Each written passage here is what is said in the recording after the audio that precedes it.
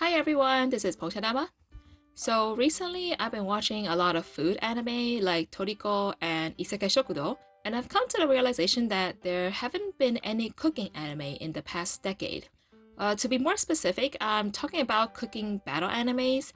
They're like shonen animes, except everyone fights with their cooking skills instead of their fists. Of course, there is Food Wars, but personally, I didn't really get into it, so I'll pretend like it doesn't exist. No hard feelings.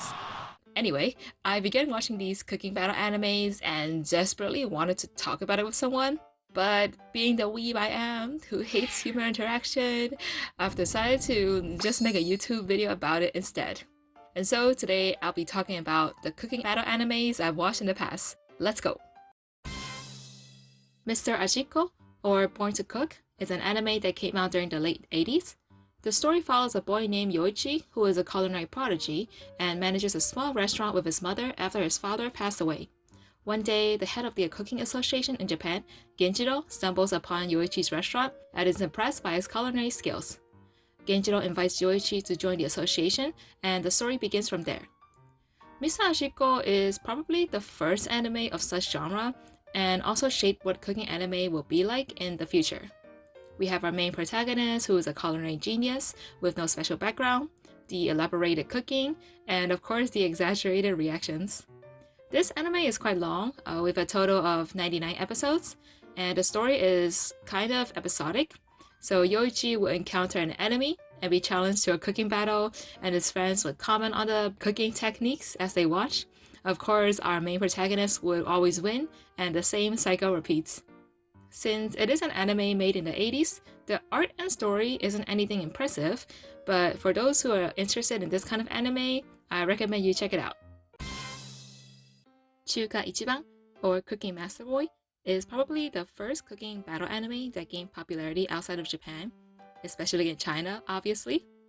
The story takes place in an alternative world during 19th century China, where being a chef is of most prestigious status with absolute dignity and power. There exists a cooking organization where people can take tests to receive a ranking as a cook, with special class being the hardest. The protagonist is a boy named Mao, who goes on a journey to become the best chef in China. This anime just screams 90s shonen anime in my opinion. We have our main character go on an adventure where he meets foes that becomes friends, evil organizations, and even cookingware with magical powers. The anime ended kind of abruptly since the manga was still ongoing, but a new version called Shin Chuka Ichiban came out a few years ago that faithfully follows the manga. I really enjoyed the original anime, and if you're into old shonen anime that are kind of comedic and cheesy, this is the one for you. イエスパン、ドイツパン、フランスパンあると、日本のパン、ジャパンはない。ならば、これから作るしかない。この物語は、熱き血潮が宿る太陽の手を持つ少年、東一馬が、世界に誇れる日本人の日本人による日本人のためのパン、ジャパンを作っていく一大叙情詩である。So technically, this one is about making bread and not cooking, but it's food, so it still counts.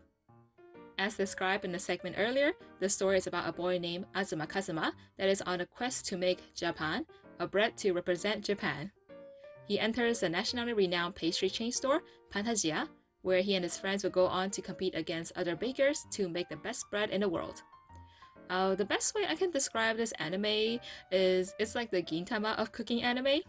The story's tone was kind of serious in the beginning, but it becomes more and more ridiculous as it goes on, with them breaking the fourth wall and stuff.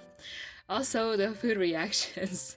I think this is the anime that started all those ridiculous food reactions.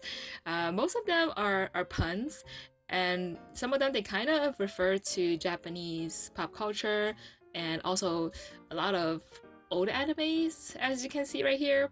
I think for American viewers, some of them you can kind of understand, and some of them might be a bit too niche for anyone outside of Japan, especially the one with the pop cultures. But other than that, most of them are really enjoyable. Personally, I really like Yakitate Japan, and I think the jokes have all aged pretty well. I can still get a good laugh even when I watch it now. So if comedy is your thing, then I recommend Yakitate Japan. And that's all the cooking anime that I wanted to talk about. Now that I talked about these anime all at once, I've come to the realization that all cooking battle anime protagonists are OP from the start. I don't remember them ever losing, and even if they did, it's usually due to some special circumstances. For example, like if the enemy cheated. Anyway, hope you enjoy listening to me talking about these anime. Please check them out if you're interested, and feel free to leave any comments if you've ever watched these before. I'll be happy to hear your thoughts on them. See you next time. Bye bye.